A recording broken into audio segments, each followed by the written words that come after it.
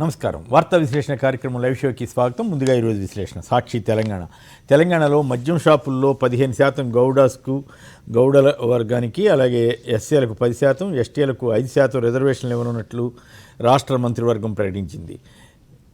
సింగరేణి కాలనీలోని చిన్నారిని చిదిమేసిన రాజు ఆత్మహత్యకు పాల్పడ్డాడు. ఇవాళ కేంద్ర హోంశాఖ మంత్రి అమిత్ షా తెలంగాణలో పర్యటిస్తారు. నిర్మల వద్ద జరిగే తెలంగాణ విమోచన దినోత్సవంలో సభలో పాల్గొంటారు.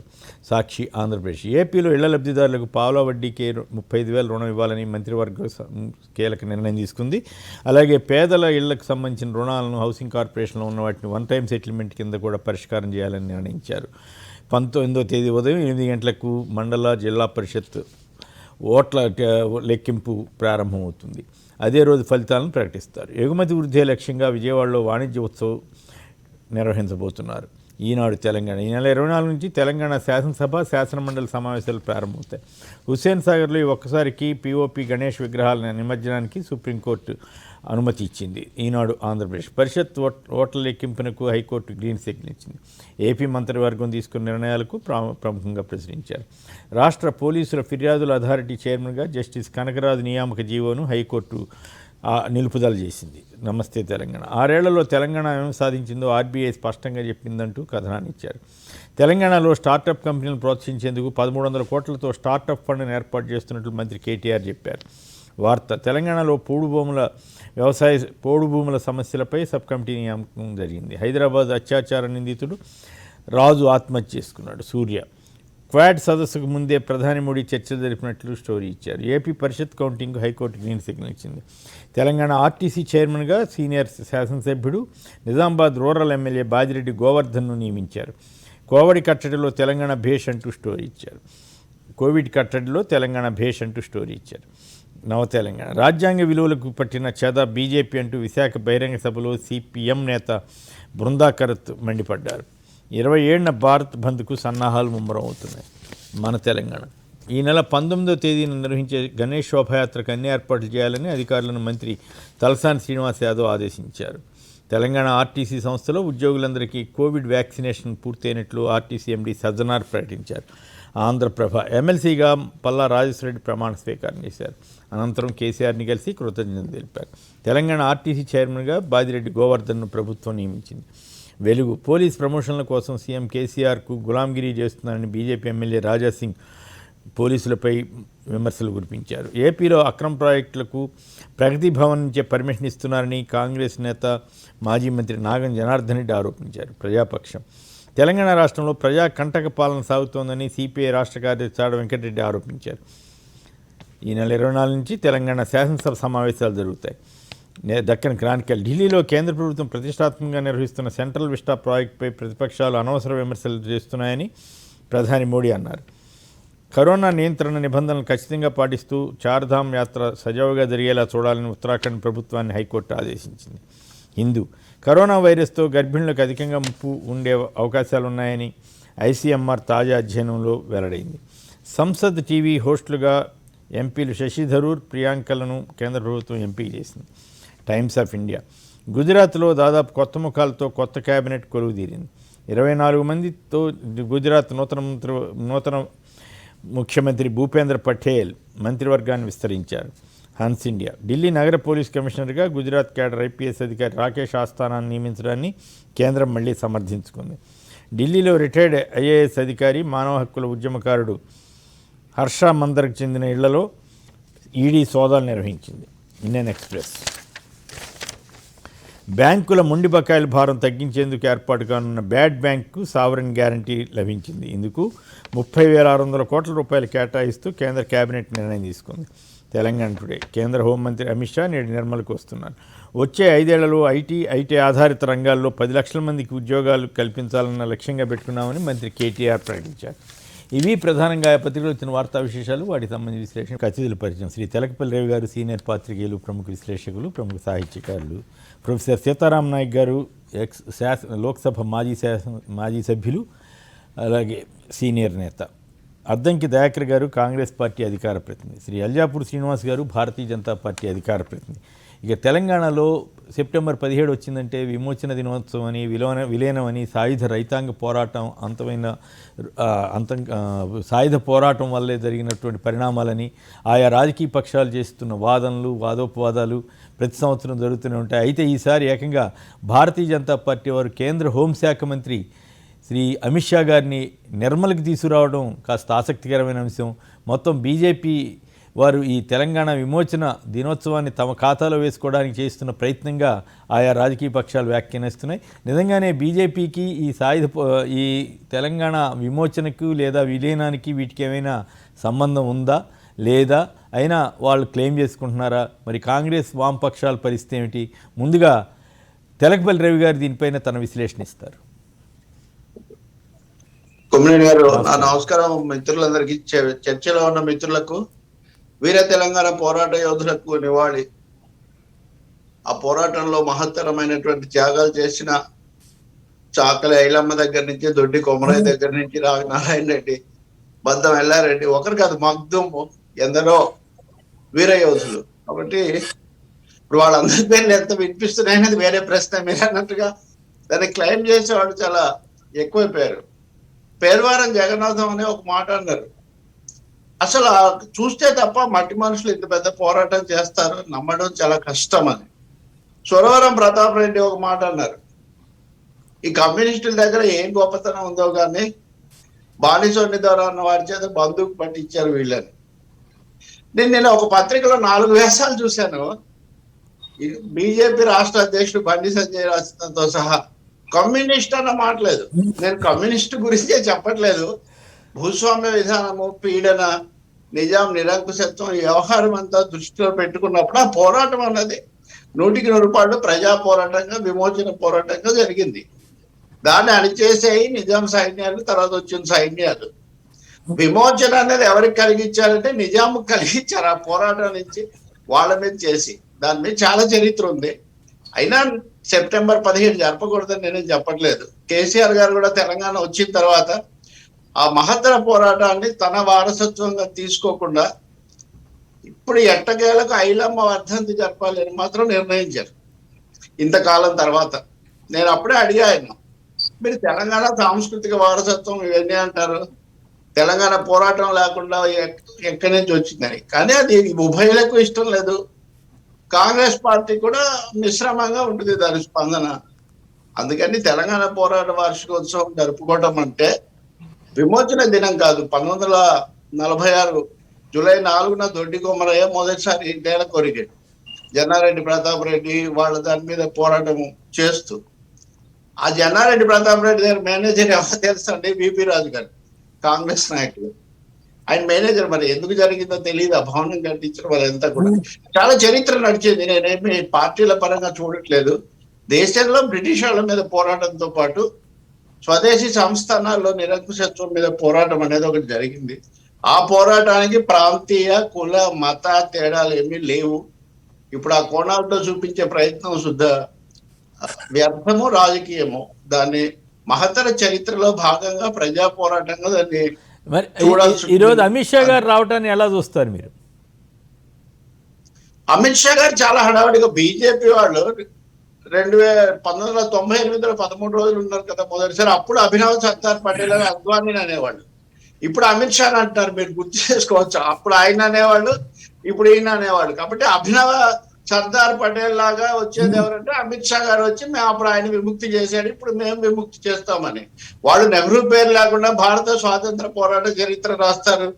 17 ఏళ్ల పాటు మొదటి ప్రధానమంత్రిగా ఉన్న ఆయన లేకుండా చేస్తారు. అలాగే కమ్యూనిస్టులు, గిరిజనులు లేదా దళితులు ఇలాంటి వాళ్ళు లేకుండా తెలంగాణ గురించి మాట్లాడతారు. అమిత్ షా రావడం కూడా ఒక రాజకీయ కోణం రావచ్చు, హోంమంత్రి భారత. కానీ ఒకటి గుర్తు చేస్తా నేను, మన విమోచన దినం సెప్టెంబర్ 13, 18 మాట్లాడుకుంటాం.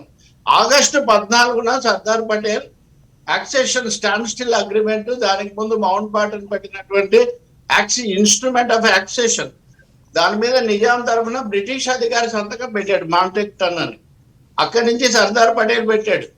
అప్పుడు కేఎం మున్షి వచ్చాడు as agent ruler of British India.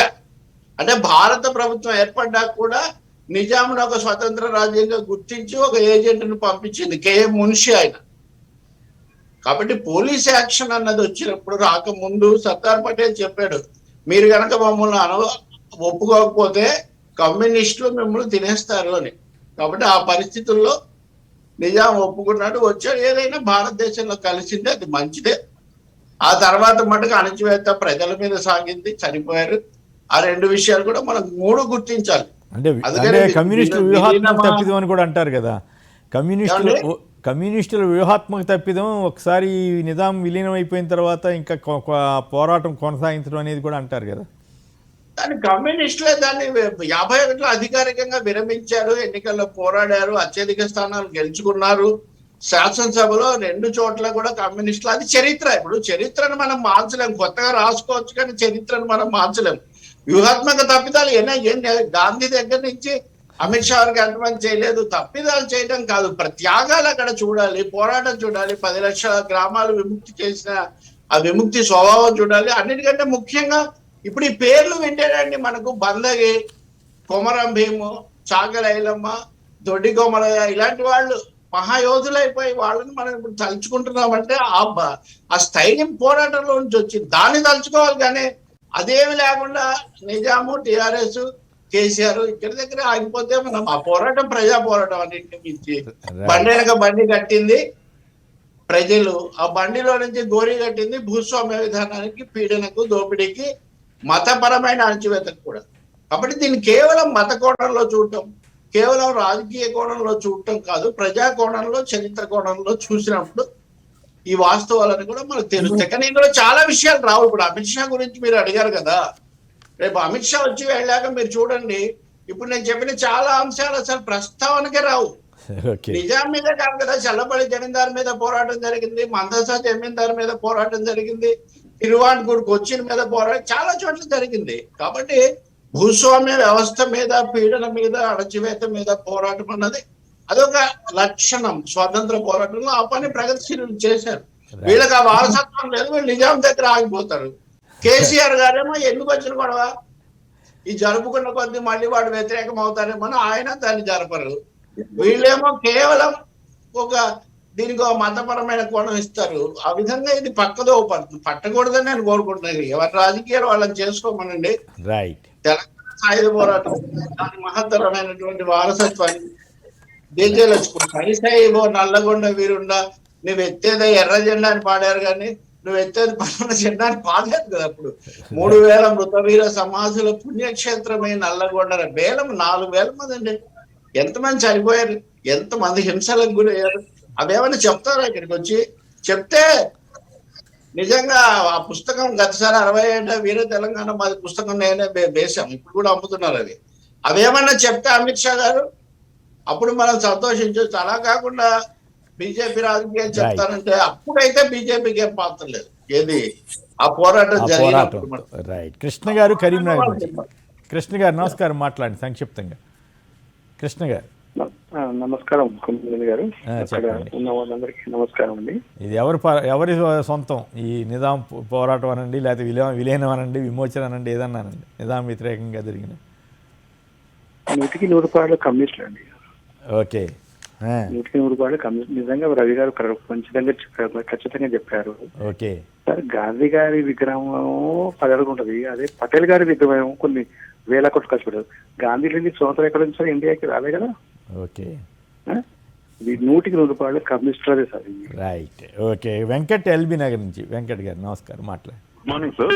సంక్షిప్తంగా సార్ ఇప్పుడు ఆ బీజేపీకి అవకాశం ఎందుకు ఇచ్చినాం సార్? మన సక్సెసివ్ గవర్నమెంట్స్ ఈ పార్టీకే సెలబ్రేట్ చేసి ఉంటే బీజేపీకి అవకాశం లేకపోయేది కదా. ఇక 2 ప్రశ్నలు సార్. ఒకటి, ఇప్పుడు నిజాం రజాకార్లు కానీ, నిజాం సైన్యం కానీ తెలంగాణ ప్రజల మీద చాలా దాస్తికం ప్రదర్శించారు. అసలు విలీనమైన, విమోచన అయినా నిజాం రాజు యుద్ధ ఖైదీ అవుతాడు కానీ రాజ్ ప్రముఖ్ ఎట్లా అవుతాడు సార్? ఆయన అదే దానికి ఎవరు బాధ్యులు? ఆయన చావు కూడా రాత మర్యాదలతో చేశారు. ఇది ఇది ఇది తప్పు కదా. ఇంకోటి సార్, రెండోది తెలంగాణలో భిన్నత్వం ఎట్లుందంటే గమ్మతైన మనసులు నాటి నిజాం రాజుకు అడుగుకు మడుగులు వచ్చిన జ్వరలు దేశ్ముఖ్ల వారసులు ఇప్పుడు ఒక హెరిటేజ్ బ్యాచ్ గా ఏర్పడి పాత గోడలు పాత బిల్డింగ్లు కూలగొట్టొద్దని ప్రతి సంవత్సరం నిజాం చనిపోయిన రోజు బర్త్డే రోజు పోయి ఆ నిజాం సమాధికి పుష్పాభిషేకం చేస్తారు వాళ్ళు. ఇట్లాంటి మనుషులు కూడా ఉన్న సమాజం ఇది. కాకపోతే ఏంటంటే పార్టీలకు అతీతంగా ఈ రోజు నుంచి ఖచ్చితంగా September 17 చేయాలి. అది ఏ మతానికో ఏ కులానికో వ్యతిరేకం కాదు. అది తెలంగాణ ప్రజల విజయంగా చేయాలి సార్. రైట్. దయాకర్ గారు సార్, మిత్రులు అన్నట్టుగా ఒకే ఒక మాట చెప్తాను. మా నిజాం రాజు జన్మ జన్మాల పూజ అన్నాడు దాశరథి. తీగలను తెంచి అగ్నిలో వేచినావు నా తెలంగాణ కోటి రతనాల వీణ అన్నాడు. నా తెలంగాణ కోటి రతనాల వీణ వాక్యం ఒక్కటే తీసుకొని తీగలను తెంచి అగ్నిలో వేచినావు అనే వాక్యం మనం వదిలేస్తున్నాం. రెండు కలిస్తేనే చరిత్ర. రైట్. దయాకర్ గారు నమస్కారం పెద్దలందరికీ కూడా. అయితే చరిత్ర భిన్న కోణాల నుంచి చూసినప్పుడు భిన్న రకాలుగా వినపడుతుంది, కనపడుతుంది కొమ్మినేని గారు. అయితే జాతీయ ప్రభుత్వంగా ఆ రోజు కాంగ్రెస్ పార్టీ చేసింది కూడా చర్చించుకోవాలి. అటు కమ్యూనిస్టుల ఉద్యమ చరిత్ర ఉంది, అటు నిజాం వైపు కాసిం రజ్వీ సేనలు చేసిన అకృత్యాలు కూడా మనం మననంలోకి తెచ్చుకుంటే మధ్య పాకిస్తాన్ గా చేయాలనే నిజాం ఎత్తుగడను తిప్పికొట్టడానికి సర్దార్ పటేల్ చేసిన ఏమంటారు ఆపరేషన్ పోలో అనేది హింసాత్మకమైంది, కన్ఫ్యూజింగ్ గా ఉంది, కాంట్రడిక్టరీని కూడా పెంచింది. ఒకవైపు కమ్యూనిస్టులు, ఇంకొక వైపు ముస్లింలు, ఇంకొక వైపు ప్రజలు. బొల్లారం కేంద్రకంగా జరిగిన ఆ యుద్ధం ఏదైతే ఉందో వేలాది మందిని, సరే ఒక్కొక్కరు ఒక్కొక్క తీరు, ఇప్పుడు ఇంద్రవెల్లిలో కాక 2000 అంటే 3000 అంటే ఇట్లా చెప్తున్న పరిస్థితిలో ప్రభుత్వ లెక్కలు 17 ఉన్నాయి, అక్కడ 17 132 ఉంది. కానీ ఏదేమైనప్పటికీ కూడా అది భారత సమాజం మాత్రం దాన్ని విలీనంగా చూసింది. కమ్యూనిస్టులు విద్రోహంగానో విమోచనగానో చూడొచ్చు, ఇంకో మిత్రులు అది అకృత్యం అని కూడా అన్న ముస్లిం వాళ్ళని కూడా నేను చూసిన. డెఫినెట్ గా ఇప్పుడు స్టాండ్ స్టిల్ అగ్రిమెంట్ కానీ, ఇంతకు ముందు వారు చెప్పిన యాక్సేషన్ అగ్రిమెంట్ కానీ, మనం అక్కడ ఉన్న రాజులంటే ఆ రాజులు అనొచ్చు, రాజులతో చేసుకున్నది అది. మరి వీడు వినలేదు కాబట్టి, వీడు అనొద్దు, నిజాం వినలేదు, మరి వంచాల్సి వచ్చింది. మెడ వంచడానికి చాలా మనం చేసినాం. ఇప్పుడు మునగాల అని ఉంటుంది మనకి, అప్పుడు ఆంధ్రప్రదేశ్ లో ఉండే కోదాడ మునగాల.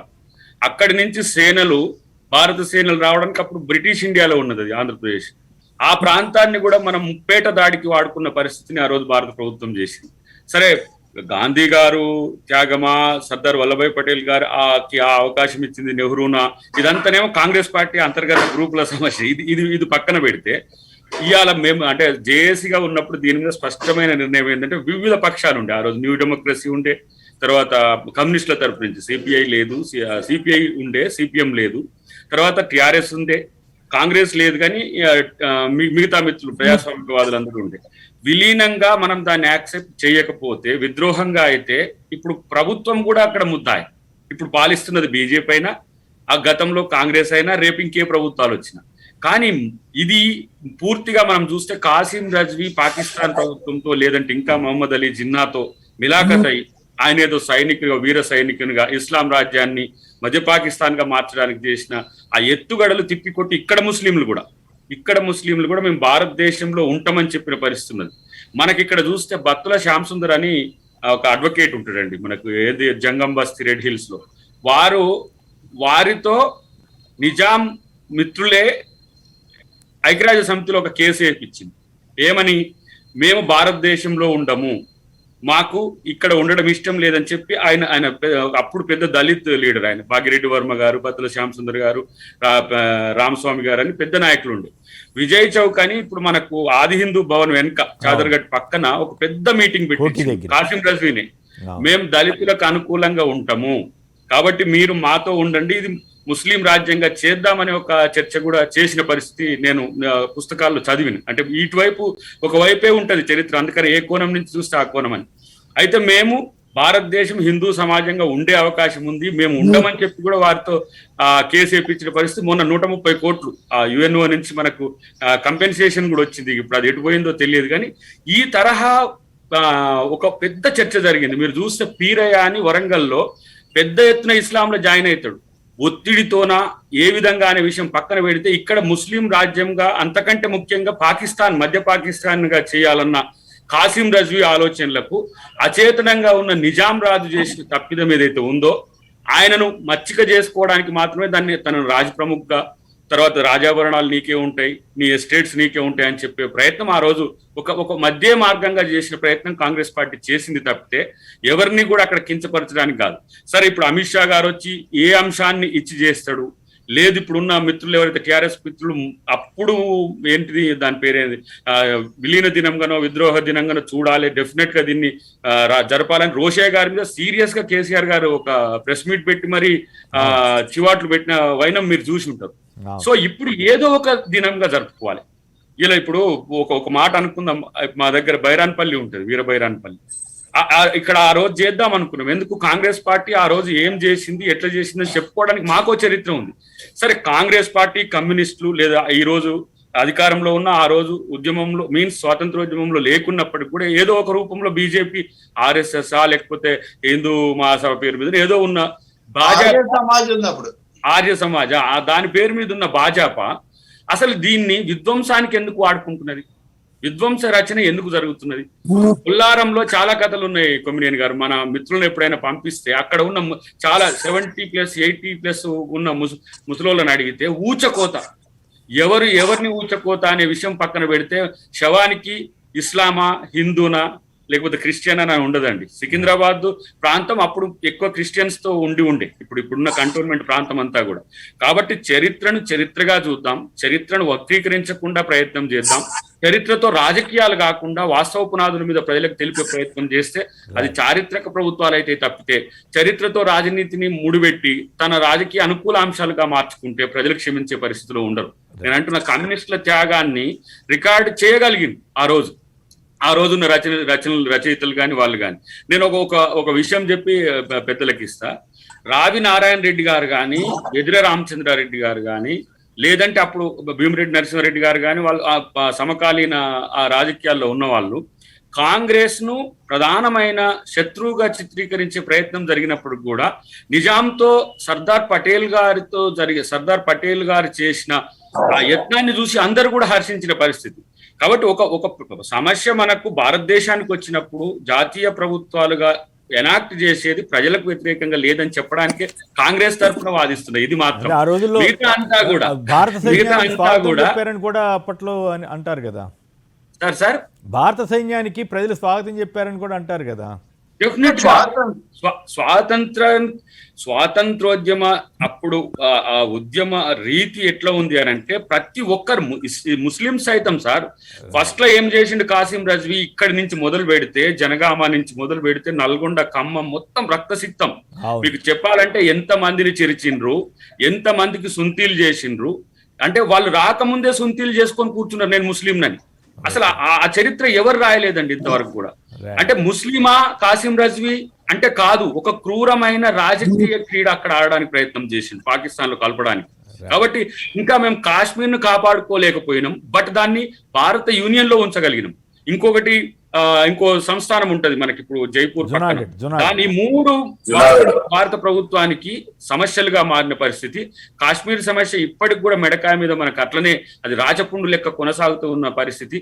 అంతో ఇంతో హైదరాబాద్ ను ఆ రోజు విలీనం చేయగలిగినాం. ఈ రోజు మళ్ళీ కలిసి ఉండడం వల్ల నష్టపోతున్నాం అంటే కూడా మళ్ళీ ఒకసారి దాన్ని తన అస్తిత్వాన్ని నిలిపే ప్రయత్నం కాంగ్రెస్ పార్టీ చేసింది. కానీ దాని మీద మేము ఇచ్చినామని రాజకీయాలు చేసుకోవడానికో లేకపోతే మేమే చేసినామని చెప్పుకోవడానికి కూడా కాంగ్రెస్ పార్టీ ఎప్పుడు ప్రయత్నం చేయదండి. అయితే ఆసక్తికరమైన విషయం ఏంటంటే 1967 వరకు పాత బస్తీలో కూడా మొత్తం కాంగ్రెసే గెలుస్తూ ఉండేది. అప్పుడు ఎంఐఎంకి అవకాశం వచ్చేది కాదు. ఆ తర్వాత మార్పు వచ్చింది రాజకీయ పరిణామాలు. ఎంఐఎం బీజేపీకి మనం తాయిలం ఇచ్చినట్టు అయినది కదా సార్. వారు ముస్లింస్ వైపు వీరు హిందువుల వైపు ఇక రాజ్యాంగాన్ని పక్కన పెట్టి కూడా పరిస్థితి ఎట్లా మాట్లాడుతున్నారో చూస్తున్నాం కదా. కానీ భారతదేశ ప్రజలు భారతీయులుగా ఉండడానికే ఇష్టపడితే అనే విషయాన్ని ఎంఐఎం మిత్రులు కానీ బీజేపీ మిత్రులు కానీ తెలుసుకుంటే మంచిది. మత విద్వేషాలు ఎప్పటికీ జరగవండి. మారుతున్న సామాజిక చైతన్యం ప్రజల్లో మత కలహాలతోనో కుల కలహాలతోనో ప్రాంత కలహాలతోనో ఇంకా కొట్లాడుకునే ఓపిక ఇప్పుడున్న ప్రజలకైతే ఉండదని నేను అనుకుంటున్నాను. రైట్. ఇక సీతారాం నాయక్ గారు మీరు మాట్లాడండి. వాళ్ళ అమిత్ షా గారు వస్తున్నారు, దాన్ని మీరు ఎట్లా ఆ టూర్ని ఎట్లా చూస్తారు? మరి అధికారికంగా ఎందుకు ప్రకటించలేదని బండి సంజయ్ గారు వీళ్ళంతా టీఆర్ఎస్ని ప్రశ్నిస్తున్నారు. దానిపై మీ వివరణ ఏమిటి? టిబెట్ లో పాల్గొంటున్న పెద్దలందరికీ నమస్కారాలు. మీ టీవీ ద్వారా వీక్షిస్తున్నటువంటి శ్రోతలకు కూడా నమస్కారాలు. కొమ్మినేని గారు, ఇది దేశానికి స్వతంత్రం వచ్చి 75 సంవత్సరాలు అయింది. 75 సంవత్సరాలలో మనకు ఒక సంవత్సరం ఆలస్యంగా రజాకర్ల నైజాం చేతిలో ఈ రాజ్యం తెలంగాణ ప్రాంతం ఉంది, దక్కన్ హైదరాబాద్ అనే ప్రాంతం ఉంది కనుక ఒక సంవత్సరం తర్వాత ఈ ప్రాంతం స్వేచ్ఛ జీవులుగా దాని నుంచి రావడానికి కారణం ఎవరైనా అనే దాన్ని మీరు అమిత్ షా గారు కానీ బీజేపీ కానీ వాళ్ళు ఏదైనా ఆ చరిత్ర జరగవద్దు, ఆ చరిత్ర అనేటువంటి వాళ్ళు అది మాట్లాడాలి. ఇంకోటి అందులో ముఖ్యంగా ఏంటంటే అమిత్ షా గారు వస్తున్నారు, అమిత్ షా గారు ఏదో ఒక విషయాన్ని రాష్ట్రం మీదకి తోసేస్తారు లేదా ముఖ్యమంత్రి గారి మీద దోషిగా నిలబెట్టడానికి వస్తున్నారు అనేది కూడా ఆ పార్టీ వాళ్ళే మాట్లాడుతా ఉన్నారు. దాంట్లో భాగంగా ఈ సాయుధ పోరాటం జరిగింది కదా, ఆ దినాన్ని కూడా చేయమని చెప్పొచ్చు కదా. ఆ రోజున సాయుధ పోరాటం లేకుంటే విముక్తి జరిగేది కాదు, ఇంకో 4 సంవత్సరాలు ఇట్లనే మనం వాళ్ళ చేతిలో ఉండేవాళ్ళేమే అనేది కూడా ఉన్నది. ఆ రోజున ఎంతమంది చనిపోయారు, ఎవరు చనిపోయారు, వాళ్ళ చరిత్ర మీ దగ్గర ఉందా? ఇవాళ రాజకీయ కోణం లేదు, తెలంగాణ రాష్ట్రాన్ని కైవసం చేసుకోవాలి, రేపు అధికారంలో మేము రావాలని బండి సంజయ్ గారి పాదయాత్ర, వీరి పాదయాత్ర, పోతే బండి సంజయ్ గారినేమో గద్దర్తో పోల్చుకోవడం, ఆయన పాట పాడితేనేమో లౌకికం అవుతుంది, ఈయన పాట పాడితేనేమో మతం అవుతుంది అని మాట్లాడడం. వీళ్ళు అది కేవలం ఇప్పుడు బండి సంజయ్ గారు వస్తున్నారు సార్, నేను మళ్ళీ చెప్తా ఉన్నాను, ఈ రోజుకు జైలుకు పోయి బతుకున్న వాళ్ళు ఉన్నారు. మీకు ఎగ్జాంపుల్ చెప్తా, పాలకుర్తిలో అంటే ఒక ట్రైబల్ గా ఎందుకు చెప్తున్నారు అనుకున్నారు అంటే వాళ్ళు నాకు రిలేటివ్ కనుక చెప్తున్నారు. ధర్మారం తండాలో ఠాను నాయక్ అని పని ఎంత చిత్రహింసలు చేసి కొడితే వాళ్ళ అన్న ముగ్గురిని జైలు పెడితే వాళ్ళు ఇప్పుడు బతికే ఉన్నారు. ఇంతవరకు వాళ్ళకి పెన్షన్ ఇయ్యలే. నేను పార్లమెంట్ లో 2 సార్లు మాట్లాడినా. అటువంటి వాళ్ళని గుర్తించారు కదా. మీకు ఎవడైనా ఇక్కడ వస్తే ఇంత ముఖ తెలివి ఉంటది, ఎందుకు వస్తున్నారు? ఇప్పుడు 75 సంవత్సరాల నుంచి కాంగ్రెస్ పార్టీ టీడీపీ పరిపాలించినప్పుడు ఎందుకు జరగలే? ఈ దినాన్ని ఈ విలీన దినమో విమోచన దినమో ఏదో ఒక దినం అయితే జరగాలి, చేయాలి కదా. కానీ మేము గౌరవిస్తున్నాం. అందరూ తెలంగాణ బిడ్డలు, ప్రతి తెలంగాణలో పుట్టినటువంటి బిడ్డ ఈ దినాన్ని మనం గౌరవించాలి. ఆ దిన చరిత్రలో అది ఉండాలి, పిల్లలకు ఉండాలి. అది పార్టీ అంశాలలో కూడా పెట్టి అధికారికంగా మీకేంటి ఇబ్బంది? కేసీఆర్ గారు గతంలో ప్రకటించారు కదా అన్నది ప్రశ్న. మీ ప్రభుత్వం కనపడలేదు కదా, మీరు కూడా రవి గారు తెలంగాణ ఏర్పడ్డా కూడా తెలంగాణ విమోచన ఉద్యమాన్ని తెలంగాణ విమోచన దినాన్ని ఏ పార్టీ అయితే రాష్ట్రంలో ఏలుతుందో ఆ party head of the initiative ఏదైతే ఉందో ఆ కార్యాలయంలో నడుపుతుంది, వాళ్ళు చేస్తున్నారు. కానీ ఇది అధికారికంగా చేయకపోవడానికి దీని వెనుక ఉన్న 75 సంవత్సరాల చరిత్ర వస్తుంది. అక్కడ మాట్లాడతారు, మళ్ళీ అన్ని వర్గాల వారు మాట్లాడతారు. దాంట్లో ఇంకొక వర్గం ఎవరికి లేని కేసీఆర్కి ఎందుకు వచ్చింది, కేసీఆర్ ఎందుకు మాట్లాడుతారు? ఆ రోజు తెలంగాణలో మాట్లాడినాం. రవి గారు మీకు తెలియదేం కాదు, ఇది ఒక తెలంగాణ ఇష్యూ కాదు, వేల ఇష్యూ. అందులో మీరు మాట్లాడి నేను కూడా ఉన్నా కదా. ఎందుకు మాట్లాడి ఆ రోజు మాట్లాడినాం. ఆ రోజు నేను గౌరవించకుండా లేం కదా, ఆ రోజును గౌరవిస్తున్నాం. పార్టీ టిఆర్ఎస్ పార్టీ అధికారికంగా మీన్స్ పార్టీ అధికారికంగా మా పార్టీ దాన్ని చేస్తున్నాం, దాన్ని పూజిస్తున్నాం, వాళ్ళను గౌరవిస్తున్నాం, వాళ్ళకు నివాళులు అర్పిస్తున్నాం. కానీ నేను అడుగుతున్నా, ఇదే బండి సంజయ్ గారు సాయుధ పోరాట దినోత్సవం చేయమని ఎందుకు అడుగుతారంటే? ఎస్సీ ఎస్టీలు చనిపోతే పోని, బీసీలు చనిపోతే చనిపోయినా ఎందుకు ఆ దినాన్ని ఎందుకు గుర్తు పెట్టుకోవడం లేదు? వీళ్ళు ఎందుకు కమ్యూనిస్టులు అంటే వాళ్ళు చేసిందే కదా ఆ రోజున. ఎవరికి నేను సాక్ష్యాలు చెప్తున్నా కదా. ఇప్పుడు రామ్జీ గోండ్ ఉన్నారని మీరు అక్కడికి పోతున్నారు. ఆ రామ్జీ గోండ్ జాతిలో ఉన్నవాడు 2 సార్లు పార్లమెంట్ లో రిక్వెస్ట్ చేసిన సార్ ఇంతమంది ఉన్నారు, పెన్షన్ ఇవ్వమంటే ఏ చేతగానటువంటి వాళ్ళు మీరు వచ్చి ఇక్కడ మాట్లాడితే ప్రజలు మిమ్మల్ని ఎట్లా స్వాగతిస్తారు? మీరు ఏం తీసుకొని వస్తున్నారు? 7 సంవత్సరాలు తెలంగాణ మీరేమో సంగ్రామ యాత్ర అంటారు. ఎవరితో సంగ్రామం చేస్తున్నారు? ఏ భరోసా ఇస్తున్నారు ఈ ప్రజలకి? అరే మేము రీఆర్గనైజేషన్ బిల్లులో ఇస్తున్నాం, మీరు ఇవి తీసుకోండి, ఇవి ఇస్తున్నాం, మాకు రేపు ఓటేమని అడుగుతున్నారు. అవేం లేవు. ఏందో కేసీఆర్ టిఆర్ఎస్ ప్రభుత్వాన్ని నిందించాలి, లేదా ఇంకేదో ప్రభుత్వాన్ని కేంద్రంలో నిందించాలి. సరే, అది నైజాం, అది ఏ పార్టీ ఉన్నా అది చేస్తుంది. కానీ మీరు ఇలా చేసి ఇలా ఎందుకు వస్తున్నాడు అనేది చెప్పాలి, వారే చెప్పాలి.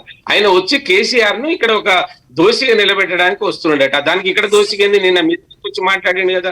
ఈ అంశం మీకు ఇంత ఉన్నప్పుడు ఏమండి మీ దగ్గర ఈ 75 సంవత్సరాలు జరగాలి, చరిత్ర మీకు మాకు దక్కుతుంది, చేయమని నువ్వు సలహాలు చేయవచ్చు కదా, మాట్లాడవచ్చు కదా. ఆడ మాట్లాడుకుంటూ వచ్చి ఇక్కడ మాట్లాడితే ప్రజలు ఏమనుకుంటున్నారు? ఇప్పుడు అనుకుంటున్నారు ప్రజలు ఏమనుకుంటున్నారో ఒకసారి బీజేపీ పార్టీ ఆలోచించాలి. దీనివల్ల కేసీఆర్ గారికి అయ్యేదేం లేదు, ఆయన రావడం వల్ల ఇటు తెలంగాణలో ఒరిగేదేం లేదు. నువ్వు వస్తే నా మనవి ఏంటంటే కనీసం ఇప్పుడు పార్టీ పరంగా పెద్దలాడ ఉన్నారు సార్, మీరైనా చెప్పి ఆ రోజున చనిపోయిన కుటుంబాలు, ఆ రోజున ఇప్పటికీ దిక్కు ముక్కు లేక జైల్లో పడి ఉన్న కుటుంబాలకు ఒక పెన్షన్ ఇమ్మనండి, వాళ్ళ జీవితం బాగుపడండి సార్. వాళ్ళ కష్టాల మీద భూమి భుక్తి అన్ని చేసుకుంటా వచ్చినటువంటి పేదలనేమో మీరు పక్కకు పెట్టేసి ఇవాళ మీ రాజకీయ లబ్ధి కొరకు మీరు ఏదో విమోచన దినం అంటే ఎవడు ఒప్పుకుంటారు సార్? కాంగ్రెస్ చెప్పడానికి నైతిక హక్కు లేదు. 43 సంవత్సరాలు ఏం పాలించింది తెలంగాణను, ఏనాడు వాళ్ళు మాట్లాడలే. టీడీపీ పాలించింది, టీడీపీ మాట్లాడలే. అసలు మీకు ఇక్కడ స్థానమే లేదు. మీరు వచ్చి ఇక్కడ ఏదో ఇవాళ మాకు విమోచన దినం కావాలంటే ఎవరు చేస్తారండి? మిమ్మల్ని చేసేవాళ్ళు మీకు అధికారం దేశంలో అట్లా వచ్చినటువంటి రాష్ట్రాలు ఎన్ని ఉన్నాయో పార్లమెంట్ లో పెట్టి డిస్కషన్ పెట్టండి, అన్ని రోజులను గుర్తిస్తామనండి. కానీ మీకు ఎస్సీ ఎస్టీలు వాళ్ళ త్యాగాలు వాళ్ళు చేసిన ఏం గుర్తిరావు, వాళ్ళకి ఏం ఇవ్వలేరు మీరు, రెండు లేదు. ఎందుకంటే వాళ్ళే పదే పదే రామ్జీ గోండ్ అంటే నేను ఎస్టీలు అంటున్నాను సార్, నేను వేరే ఉద్దేశంతో ఏమంటలేదు. ఇలా చాలా ప్రాణ త్యాగాలు చేశారు. ఆ రోజున రెడ్డి రావులే దీని ప్రాతినిధ్యం వచ్చారు. అక్కడ మళ్ళీ వీళ్ళు బానిసల చేతికి తుపాకు పట్టి ఇచ్చినటువంటి ఘనత ఆ రోజున కమ్యూనిస్ట్ పార్టీది. కాదని ఎవడంటాడో చెప్పమనండి, ఎవరు చేయలేదు. ఆ రజ్వీని వాళ్ళని ఏ విధంగా మా తాతలు వాళ్ళు చెప్పేది ఏం జరిగింది, వాళ్ళు ఎటువంటి అకృతాలకు ఆ 1 year అంతా పాల్పడ్డది అన్నటువంటి అవన్నీ మర్చి ఇవాళ మన అమిత్ షా గారు ఒక హోంశాఖ మంత్రి, మరి మీరు ఇటువంటి మంచితనం ఉండి మేము అన్నిటికీ సహకరిస్తున్నాం కదా, టిఆర్ఎస్ పార్టీ మీకు పార్లమెంట్ లో సహకరిస్తుంది కదా, అది తీసుకొచ్చి ఇక్కడ దోషి చేసేందుకు మీకు అంత అభిమానం తెలంగాణ ప్రజల మీద ఉంటే మొన్న ముఖ్యమంత్రి గారు మీ దగ్గరికి స్వయంగా వచ్చాను కదా, వారితో మాట్లాడి ఏదో ఒక డిసిషన్ తీసుకోవచ్చు కదా. లేదు, నా ఒక అప్పీల్ ఏంటంటే నేను 2 సార్లు పార్లమెంట్ లో మాట్లాడినా కదా, ఇక్కడ ఈ ప్రజల కట్టాలు ఉన్నాయండి, కట్టాలు ఉన్నాయి. వాళ్ళు చనిపోయినా వాళ్ళకింత పెన్షన్ వాళ్ళకి లాభం నీకు నైతిక హక్కు నీకు మాట్లాడడానికి నైతిక హక్కు ఎప్పుడు వస్తుంది? ఆ సాయుధ పోరాటంలో అసూలు బాసినటువంటి పరకాలలో జలియన్ వాల్ బాగాను పోలినటువంటి ఆ కుటుంబాలు ఉన్నాయి కదా, వాటికి ఇప్పుడైనా మీ ప్రభుత్వం ఆదుకుంటే మీకు ఆ నైతిక హక్కు వస్తుంది. అప్పుడు మీరు విమోచన దినం గురించి మాట్లాడేటువంటి శక్తి మీకు వస్తుందని భావిస్తా ఉన్నాను. రైట్. శ్రీనివాస్ గారు సమానం చెప్పండి. అవును, కేంద్రమే ఎందుకు డిక్లేర్ చేయకూడదు అనేది మరొక వాదన. కేంద్రం డిక్లేర్ చేయకపోగా ఇప్పుడు అమిత్ షా గారు వచ్చి ఇక్కడ ఏం చేస్తారు? అందరికి నమస్కారం అండి. ఇప్పుడు కేంద్రం కన్నా ముందు ఇక్కడ ఈ ప్రాంతంలో రాష్ట్ర ప్రభుత్వం ఉన్నది. ఈ రాష్ట్ర ప్రభుత్వం పర్టికులర్ గా ఒక తెలంగాణ వాదంతోనే, తెలంగాణ మాటతోనే ఈ యొక్క ప్రజల్లోకి వెళ్ళి తెలంగాణ ఉద్యమాన్ని వారి జేఏసీతో కలిపి అందరం కూడా కలిసి జేఏసీలో భాగమై తెలంగాణ ప్రాంతాన్ని సాధించుకున్నాం. ఆ సందర్భంలో కేసీఆర్ గారు, కేటీఆర్ గారు, హరీష్ రావు గారు అందరూ కూడా మాట్లాడిన విషయం ఇది అడ్మిట్ చేసినారు. సీతారాం గారు వాళ్ళ ఆఫీస్ లో నిర్వహించుకుంటారు, బయట కాదు. ఆనాడు ఓపెన్ గా మాట్లాడినారు, ఇప్పుడేమో ఆఫీస్ లో నిర్వహిస్తున్నాం అని చెప్తారు. ఇదేం డబుల్ స్టాండర్డ్? మాలాగా మీరు ఇప్పుడు ప్రభుత్వంకి వచ్చారు, 7 సంవత్సరాలు దాటిపోయింది. ఈ ప్రభుత్వం ద్వారా మీరు ఎన్నడైనా కానీ మీరు ఇచ్చిన మాటకు నిలబడడానికి ఏమైనా చర్చ చేసినారా క్యాబినెట్ లో? లేదు. సీతారాం గారు చెప్పినట్టుగా పెన్షన్స్ ఇవ్వాలి, అనేక మంది త్యాగదనుల కారణంగా ఇదంతా కూడా సాధించుకున్నాం, రజాకాలం పారదోడడం, విలీనమా విమోచన విద్రోహం తర్వాత ఆ విషయం అని ఎప్పుడన్నా చర్చ చేసి మీరు కేంద్రం ముందర పెట్టినారా? ఆ పెన్షన్స్, ఎలిజిబుల్ పెన్షన్స్ అప్పటికి ఆ సఫర్ అయిన వాళ్ళు ఉన్నారు, మీరంతా దిస్ ఈజ్ ద లిస్ట్, మీరు పెట్టండి అని చెప్పి చెప్తారా? భలే డిపార్ట్మెంట్ లో డిపార్ట్మెంట్ లో ఉన్నాయి, లిస్ట్ నేను పంపిస్తా కావాలంటే మీకు. చెన్నమనేని రాజశేఖర గారు ఉన్నప్పుడు ఆయన ఆధ్వర్యంలో కమిటీ ఈ సాయుధ పోరాట యోధుల్ని గుర్తించి వాళ్ళకి పెన్షన్లు ఇవ్వడం జరుగుతోంది కదా, ఇప్పుడు జరగట్లేదు అంటారండి? ఇంకా కూడా లెఫ్ట్ ఓవర్ పేర్లు కూడా ఆ కమిటీ ద్వారా ఆ కమిటీ ముందర పెట్టి మనం చేసుకునేటువంటి అవకాశం ఉన్నది. ఆ ప్రయత్నం చేయలేదు. మూడోది కేసీఆర్ గారు ఇప్పుడు ఎందుకు మాట్లాడలేదు? దాని జవాబు చెప్పాలి.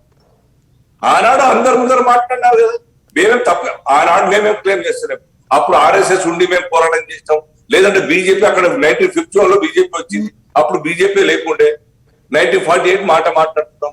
అప్పటి ప్రజల యొక్క పోరాటం, ప్రజల యొక్క త్యాగం గురించి మేము గుర్తు చేస్తున్నాం కదా. వేరే మేము బీజేపీ కడవ కప్పి పటేల్ గారికి మేము కడవ కప్పి బీజేపీ మా నాయకుడు చెప్తున్నాం కదా, అధ్యక్ష గారు చెప్పినట్టు కాంగ్రెస్ నాయకుడు వారు, కాంగ్రెస్ హోంమంత్రి, వారి యొక్క నాయకత్వంలో జరిగింది విలీనం. ఆయన సరెండర్ అయ్యాడు. ఇది నేను చెప్పడం కదా, చరిత్రలో ఇప్పటికి ఉన్నది. భలే యుఎన్ అక్కడ రిజెక్ట్ చేసి ఉండవచ్చు కాక, టాక్టిఫుల్ గా స్ట్రాటజిక్ గా దాన్ని యాక్సెప్ట్ చేయలేదు కావచ్చు కాక. కానీ ఇక్కడ జరిగింది విలీనం, విమోచన. వారు సరెండర్ అయ్యి దేహి అనుకుంటా పటేల్ ముందర సరెండర్ అయిన విషయం వాస్తవం కదా. విద్రోహమా, విలీనమా, విమోచనమా అని దాన్ని తర్కం పెడితే వారు వచ్చే ఉండేది కాదు. విలీనమే సరెండర్, వాలంటీర్ గా విలీనం చేసి ఉంటే వారు వచ్చి ఉండేది, పోలీస్ చక్కర్ అయి ఉండేది కాదు. దాని తర్వాత మేమేం చెప్తున్నాం, ఇప్పటికి కూడా ఎందుకు కొనసాగుతా ఉన్నది, 15 ఆగస్టు ఏ విధంగా అయితే మనం నిర్వహించుకుంటున్నాము, వాటి పెద్దల యొక్క చరిత్ర మనం చెప్తున్నాము. ఈ విషయాలు పాఠ్యపుస్తకాలు పెట్టండి, ఈ విషయాలు ప్రజలు తెలపాలి, వారసులకి రాబోయే తరాల వారికి అందించాలి. సో దట్ మనం ఈ యొక్క ప్రాంతానికి, త్యాగదళ ప్రాంతానికి వాడుతున్నాం. దీన్ని, ఈ హెరిటేజ్ ని, ఈ కల్చర్ ని ప్రొటెక్ట్ చేయాలి, కంటిన్యూ చేయాలి, అందించాలి వారు రాబోయే తరాలకి. అంటే శ్రీనివాస్ గారు మీ మీద ఆరోపణ ఏమంటే మతపరంగా దీన్ని వాడుకోవాలని చూస్తున్నారన్నది మీ మీద ఆరోపణ. ఇప్పుడు బీజేపీ గురించి మతపరంగానే మాట్లాడేటువంటి అన్ని పార్టీ బీజేపీ గురించి మాట్లాడుతున్నారు. మీరు కమ్యూనిస్ట్ పార్టీ ఉన్నది ఈ దేశంలో, చైనాలో జరుగుతున్నది మేమైతే మతం కాదు, సబ్కా వికాస్ అని చెప్తున్నాం. చైనాలో ఏది, అది మతం లేదు, కులం లేనటువంటి దేశం కదా.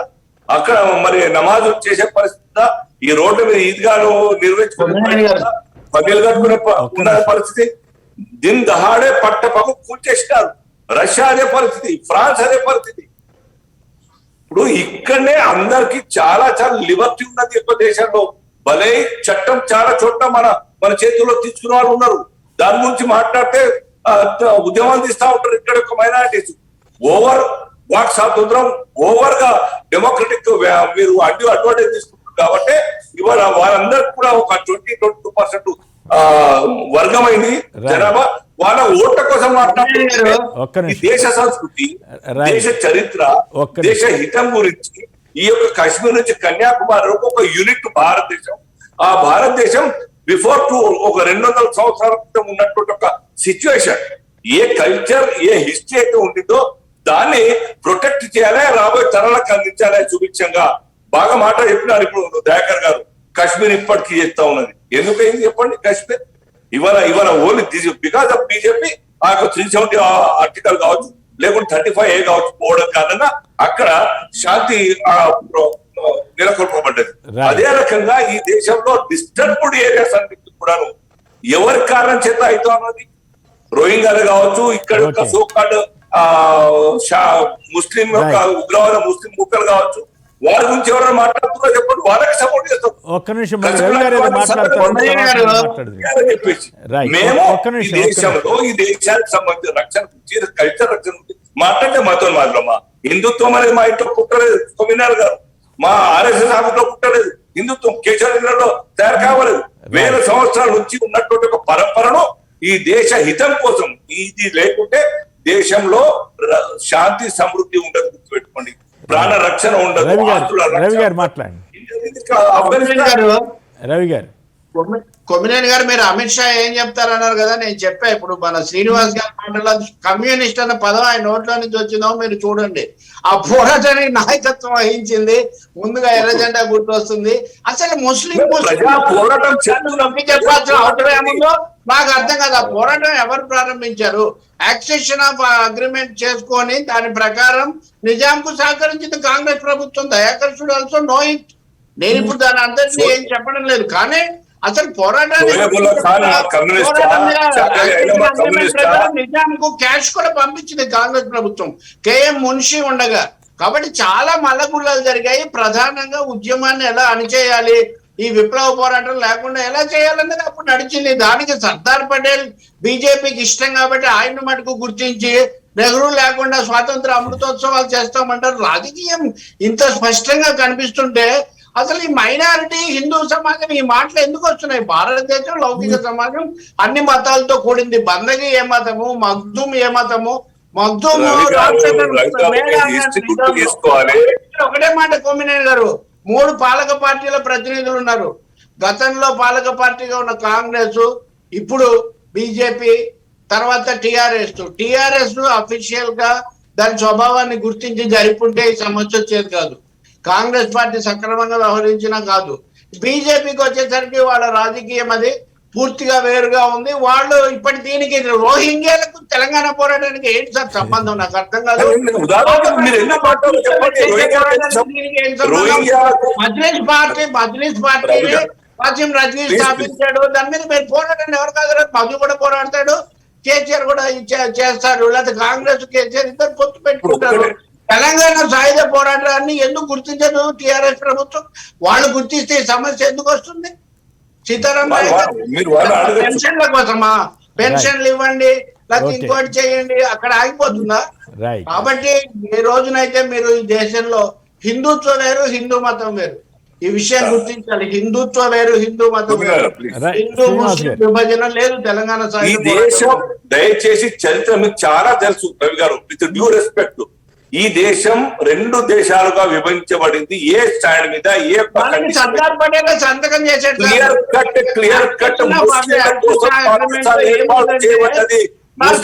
డిమాండ్ కారణంగా ఏం చేశాడు? పాకిస్తాన్ కి వెళ్తాను హిందూ రాజు, పాకిస్తాన్ తో ఎందుకు మాకు మంతనాలు జరిపాడు సార్ కాశ్మీర్ రాజు హర్సింగ్? హిందూ ముస్లిం ఏం లేదు, రాజరికము, పీడన, తమ ప్రయోజనాలు కాపాడుకోవటం. భారతదేశం ముస్లింల కోసం పాకిస్తాన్ ఏర్పాటు చేయబడిందా లేదా చెప్పండి. ఎవరు చేసింది? మీరు అందరూ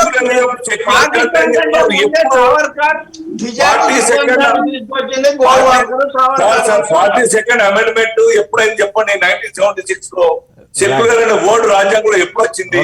అంతకుముందు ఏముండే?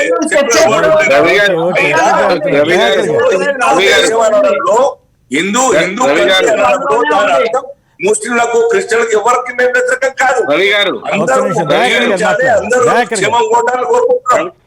కానీ ఈ దేశానికి ఉన్నటువంటి ప్రత్యేకమైన చరిత్ర, హిస్టరీ, సంస్కృతి, వీటి రక్షణ గురించి దేశీయులుగా, భారతీయ భక్తులుగా కాపాడాల్సిన బాధ్యత ఇంక్లూడింగ్ తెలకపల్లి రవి గారు కూడా.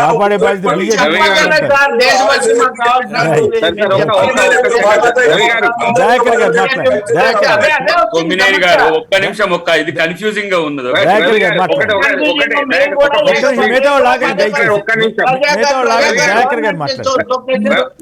రవి గారు నేను తెలంగాణ విమోచన దినం జరుపుకోవద్దని గాని నేను అటువంటి మాట మాట్లాడి మీరు వినండి సార్, మీరు వినండి. మీరు ఒక మాట అన్నారు, నేను పెన్షన్ విషయం నేను మాట్లాడితే మీరు అన్నారు పెన్షన్ తో అయిపోతుంది అని. అదే పెన్షన్ ఎందుకు అన్నారంటే వాళ్ళకి ఆ నైతిక హక్కు కావాలి తెలంగాణలో అడుగు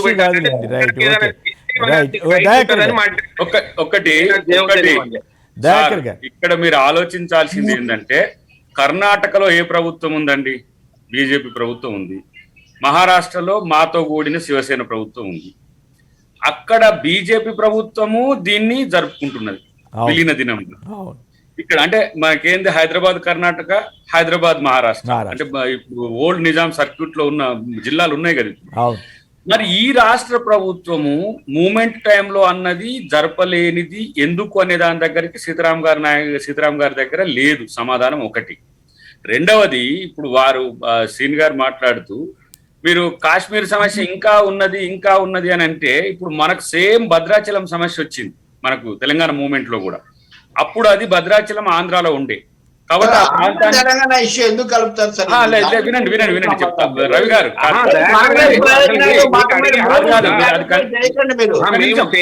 అడిగే హక్కు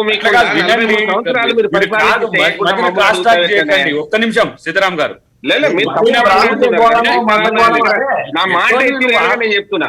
సీతారాం నాయుడు అంటున్నా, మీకు అసలు తెలంగాణ ప్రజలను ఏం చేయలేదు కదా, చేయకుండా మమ్మల్ని ఎందుకు అడుగుతున్నాం అంటున్నా. నిమిషం, అది దానికి దీనికి సమస్య కాదు.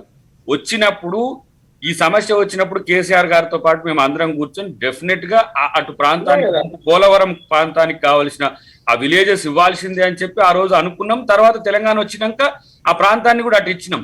అట్లనే కాశ్మీర్ అనే అంశం వల్ల, కాశ్మీర్ కాదు, మహమ్మద్ అలీ జిన్నా వల్ల భారతదేశ స్వాతంత్రం రాకుండా అడ్డుకోవడం జరగొద్దని చెప్పి ఆ రోజు ఈ అంశాలన్నీ కూడా తెచ్చినాం. ఇక స్వాతంత్రం వద్దంటారా? మరిగా ఆడ ముస్లిం హిందూ పంచాయతీ వచ్చింది. ఆయన నాకు దేశం కావాలన్నాడు, ఇంకా కొంతమంది ఇంకో దేశం కావాలన్నారు. ఇప్పుడు ఈ ప్యారిటీస్ అంతా కూడా కన్సాలిడేట్ చేయడానికి ఆయన జరిగింది తప్పితే ఇలా కొన్ని త్యాగాలు చేయాల్సి వచ్చింది. నేనంటున్నా ఇవాళ మీరు ఏదైతే తెలంగాణ విమోచనో విలోనమో విద్రోహమో అని చెప్తున్న మిత్రులంతా ఇవాళ ఏదో ఒక దినంగా జరుపుకోవాలనే భయంలార్చి మనకు చర్చ జరుగుతున్నది కదా.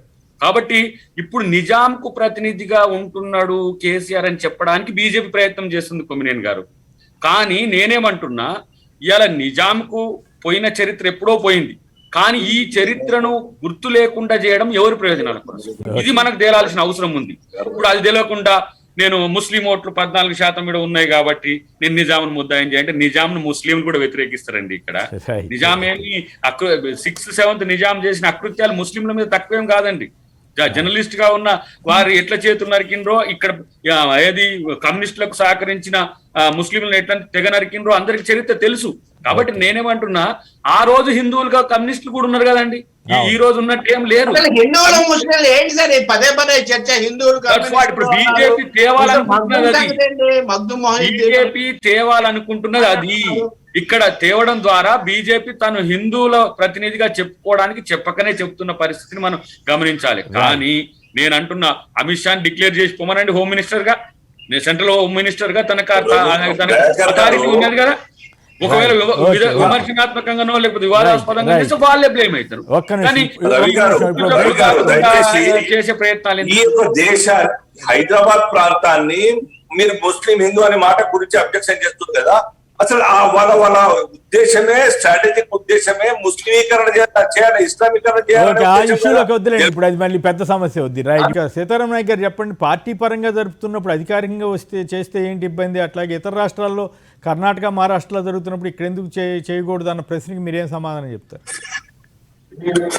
అంటే ఇప్పుడు పార్టీ పరంగా చేయడం వేరు, అధికారికంగా చేయడం వేరు. అధికారికంగా అది 70 సంవత్సరాల నుంచి ఇదే సమస్య మీద ప్రతిసారి మేము అందరూ ఒప్పుకుంటాం, అది ఉద్యమాలు చేశాం, దాని మీద మాట్లాడుతూనే ఉన్నాం. కానీ ఇది పార్టీ పరంగా చేసినటువంటి దాన్ని అధికారికంగా చేయాలంటే ఇప్పుడు ఎన్ని రకాల సమస్యలు ఇక్కడ ఉన్నాయి, ఎన్ని వర్గాలు ఎన్ని రకాలు ఉన్నాయి, వాళ్ళ మనోభావాలను కూడా ఏమన్నా ముఖ్యమంత్రి గారు పెట్టుకొని అది చేయాలనేది ఏమైనా ఆలోచిస్తున్నారేమో తప్ప అది చేయవద్దనేది అయితే ఎవరి మనసులో లేదు. కానీ వాళ్ళ ఏదైతే బీజేపీ అది ఎత్తుకున్నదో అది సబబు కాదు, వాళ్ళకి ఆ నైతిక హక్కు కూడా లేదు. ఎందుకంటే వాళ్ళు ఇక్కడ ఏదో ఒక పటేల్ గారిని మాట్లాడి వాళ్ళ వల్లనే అది అయింది, ఇవాళ దాన్ని చెప్పాలనే కోణం ఏదైతే ఉందో దాన్ని తెలంగాణ ప్రజలు ఆస్వాదించరు, దాన్ని స్వీకరించరు. అది వాళ్ళకి మంచిది కూడా కాదు.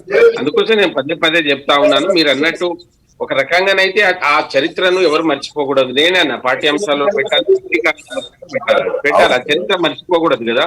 దాన్ని ఎవరు కాదనలేరు. దాన్ని ముఖ్యమంత్రి గారు కూడా దయాకర్ గారు అన్నట్టు మేము ఆ ఉద్యమ సమయంలో కూర్చున్నప్పుడే చాలా సార్లు దీని మీద స్పందించి మాట్లాడేది వాస్తవం, దాన్ని ఎవరు కాదనలేవు. కానీ ఇప్పుడు ఉన్నటువంటి ఇవి ఉంటాయి కదా, ఎన్ని కోణాలలో చూడవలసి వస్తుంది. ఇప్పుడు స్వతంత్ర రెండు ఒకే రాష్ట్రంలో 2 రకాలుగా చేసుకోలేము, లేదా ఒక స్వతంత్ర దినాన్ని దేశంలో వేరే రాష్ట్రాలు వేరే వేరే రకంగా చేయలేవు. జెండా ఒకటే ఉంటది, అది క్యాబినెట్ ఆలోచించింది, క్యాబినెట్ చేసినటువంటి జెండా క్యాబినెట్ అప్లోడ్ చేసినటువంటి మనం 15 ఆగస్టునే చేసుకుంటున్నాం. కానీ ఇవి తర్వాత వచ్చినటువంటి రాష్ట్రాలు అన్నట్టు మీరు అన్నట్టు కేంద్ర ప్రభుత్వం దాని డిసిషన్ తీసుకోమండి, పార్లమెంట్ లో పెట్టి చర్చ చేసి ఏ దినం ఏ రాష్ట్రం చేసుకుంటే బాగుంటది అని చర్చించి మనని మా మీద వచ్చి ఇక్కడ దాడి చేసి ఏదో మమ్మల్ని దోచుకునే ప్రయత్నం ఏదైతే చేస్తున్నారో దాన్ని నేను అంగీకరించాను. ఓకే, శ్రీనివాస్ గారు మీరే చేయొచ్చు కదా. శ్రీనివాస్ గారు, మేము దేనికి ఇప్పటికీ సిద్ధమైనాం. రాష్ట్ర ప్రభుత్వం పరంగా చేయకుంటే మేము చేస్తామని ప్రతి సంవత్సరం చేస్తున్నాం, ప్రజలకు తీసుకెళ్తున్నాం. ఇప్పుడు చూడండి 2022 ఈ సంవత్సరం గనక ఈ రాష్ట్ర ప్రభుత్వం చేయలేదు అన్నప్పుడు నెక్స్ట్ ఇయర్ అధికారికంగా కేంద్ర ప్రభుత్వం చేయడానికి సిద్ధంగా ఉన్న విషయం మా రాష్ట్ర అధ్యక్షుడు బండి సంజయ్ గారు చెప్తున్నారు. ఇప్పుడు ఈ యొక్క రాష్ట్రానికి క్రెడిట్ ఇవ్వదలుచుకున్నారు, మీరు టేకప్ చేయండి, అఫీషియల్ గా కండక్ట్ చేయండి అని చెప్తున్నాం. మీరు చేయనప్పుడు ఏం సంకేతం ఇస్తారు? ఈ తెలంగాణ ప్రజలకు తెలంగాణ పేరు మీద, విమోచన పేరు మీద మీరు ఆఫీస్ లో గుట్టు చెప్పు కాకుండా నిర్వహించుకొని దాని తర్వాత డబుల్ స్టాండర్డ్ మాట్లాడుతూ ఈ తెలంగాణ ప్రజలు మోసం చేశారనే విషయం చరిత్రలో ఒక రాష్ట్ర పాలన వేరే చేతిలో అంటే మీరు మొత్తం రాష్ట్రాన్ని కూడా కైవసం చేసుకోవచ్చు కదా మీకున్న ఫోర్స్ ని బట్టి. అవునా, మీరు ఎట్లా చేస్తారు? ఇక్కడ రాష్ట్ర ప్రభుత్వం లేకుండా, రాష్ట్ర ప్రభుత్వం ఇష్టం లేకుండా మేము చేస్తామంటే మేము ప్రజలకు ఇచ్చి మోసం చేసినా కానీ మీరు ప్రజలకు ఇచ్చిన మాటలను నిలబెట్టుకున్నారా? 2022 పార్టీ పరంగా మాట్లాడకండి మీరు ఇచ్చిన దయచేసి. మాట పార్టీ నిలబెట్టుకునే పరంగా మాట్లాడకండి. రైట్. ఎవరిదో ప్రజలకు తెలుసు. మరి ఇదైతే చేస్తారా అక్కడ ప్రత్యేక హోదాది మాత్రం ఎందుకు పక్కన పెట్టినట్టు రాజాపూర్ శ్రీనివాస్ గారిని చెప్పమనండి. ఇక్కడనైతేనేమో వారు ఒక స్పెషల్ గా ఒక క్రియేట్ చేసి చేస్తారట. మరి మీరిచ్చిన హామీనే కదా రాజకీయ హామీ, బిల్లులో ఉన్న హామీ అక్కడ చేయరు. ఇక్కడ కర్ణాటకలో మీరు విలీనం జరుపుకుంటుండే కదా మహారాష్ట్ర ప్రభుత్వం, బీజేపీ ప్రభుత్వం. ఈ ప్రభుత్వం మీద పెడుతున్నారు కదా, కేంద్రానికి బాధ్యత ఉన్నది. ఆ రాష్ట్రాల్లో ఉన్నది అక్కడ రాష్ట్ర ప్రభుత్వం నిర్వహిస్తున్న, కేంద్రం నిర్వహిస్తలేదు. అక్కడ ఆ 2 రాష్ట్రాలు ఇక్కడ రాష్ట్ర ప్రభుత్వం నిర్వహించండి, కాకుండా నెక్స్ట్ మేము నిర్వహిస్తామని చెప్తా ఉన్నాము. మీరు కాకుండా మేము నిర్వహిస్తామని ఒక్క మాట మీకు కూడా ఒక్క రాష్ట్రాన్ని అంశం కాదండి ఇది. 3 రాష్ట్రాలు, విదర్భ ప్రాంతం కానీ గుల్బర్గా నుంచి ఇటు నాందేడ్ వరకు, ఇవన్నీ కూడా నిజాం సర్క్యూట్ లో ఉన్నవే. మీరు డిసిషన్ తీసుకోండి. 3 రాష్ట్రాల్లో ఏ పేరు మీద పిలవాలనో ఈ సెప్టెంబర్ 15 ఈడికొచ్చి విమోచన అని, కర్ణాటక పోయి మీరు విలీనం జరుపుకుంటూ, మహారాష్ట్ర పోయి మీరు విద్రోహం అని చెప్పే ప్రయత్నాలు చేస్తే ఇది థర్డ్ స్టాండర్డ్ అయిపోతుంది కదా. 2022 కేంద్ర ప్రభుత్వం నిర్వహిస్తారని చెప్తున్నాం. మాట్లాడండి ఫైనల్ గా. నేను ముగింపు అసలు అది విప్లవ పోరాటంగా దాన్ని తలుచుకోవడానికి 3 పార్టీలకు ఇష్టం లేదు. ఆ పోరాట క్రమంలో విలీనం జరిగింది. వినండి సార్ దయాకర్ గారు, మీరు ఇప్పటికే కాబట్టి మీ విప్లవ పోరాటం గుర్తు రాకూడదు. మా క్రెడిట్ అంటే విప్లవ పోరాటం అంటే ఇక్కడ చిన్న ప్రశ్న ప్రభుత్వం కాదు. విప్లవ పోరాటం అంటే కమ్యూనిస్టు రాజ్యాన్ని ఎస్టాబ్లిష్ చేయాలనే ఓ ప్రయత్నం జరిగిందని అంటారు కదా. ఆ రోజు కమ్యూనిస్ట్ కొట్టుకునే నేను కూడా, కానీ నేను ఆ రోజు